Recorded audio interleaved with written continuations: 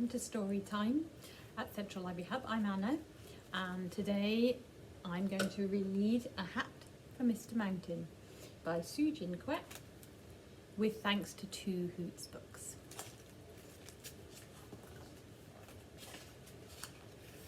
There you are, you can see Mr. Mountain.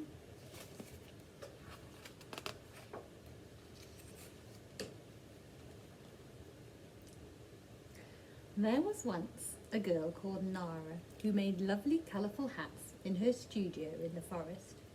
She was good with ribbons and very clever at sewing. She made hats for dogs, foxes and even giraffes. Their smiles when they tried on their hats made Nara very happy.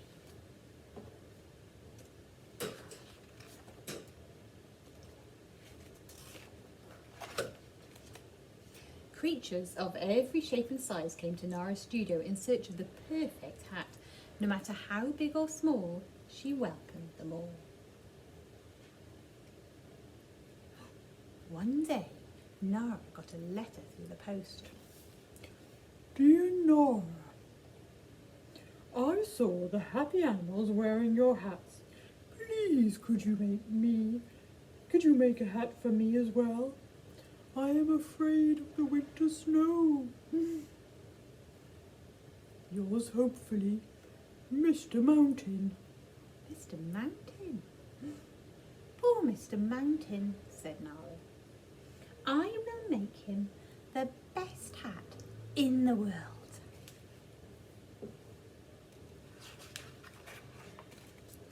Nara got some wool and started to knit. It would take a long time to make a hat big enough for a mountain, but Nara had some help. Giraffe piled up things to stand on, Little Dog held the wool, and Elephant made sure everything was steady. The lazy cats just wanted to play, but at last the giant hat was finished. Wow, look at that! Mr. Mountain was very happy.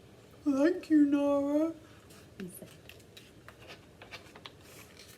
And then, suddenly, it began to rain. It rained harder and harder. Everything got wetter and wetter. Even the big woolen hat. And then it began to shrink. Soon the hat was too small for Mr. Mountain. Oh dear.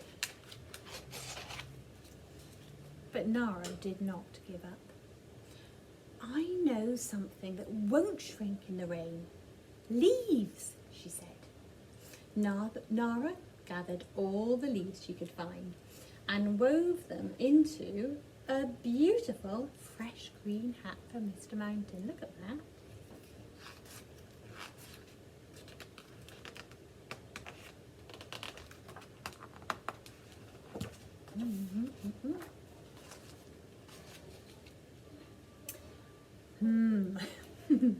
But this hat looked so delicious that the greedy animals started eating it. They ate and they ate until their tummies nearly popped.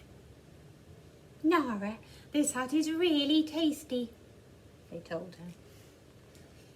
Stop, said Nara, but it was too late. Still Nara didn't give up. Wood won't shrink in the rain and the animals won't eat it, she said.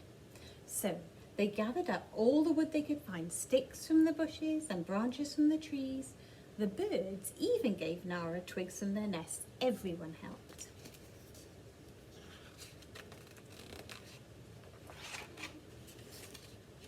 Everyone, that is, except the mice. They were too busy toasting marshmallows over a campfire. Yum. Uh-oh, but then, disaster. A spark from the fire blew onto the wooden hat and set it alight. Nara managed to put the fire out, but it was too late. The hat was ruined. This time, Nara did give up. "I don't ever want to make a hat again," she said, slamming her door shut. Oh dear.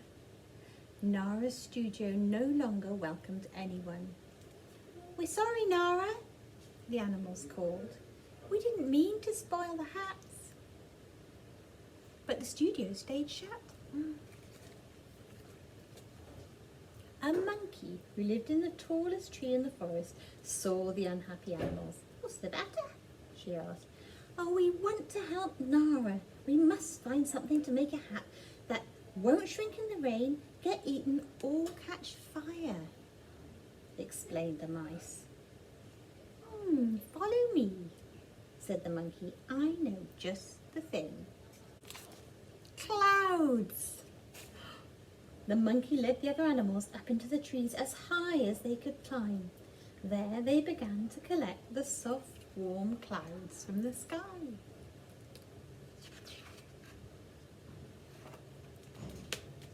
The animals rushed to Nara's studio with bags and boxes full of clouds.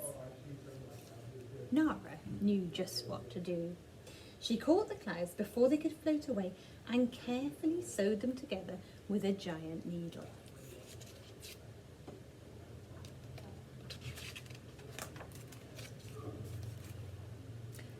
Mr. Mountain was delighted with his new cloud hat. "Thank you, Nara. I have the best hat in the world," he said. Nara was so happy she opened her studio once again. Everyone was welcome, no matter how small or how big. And there he is.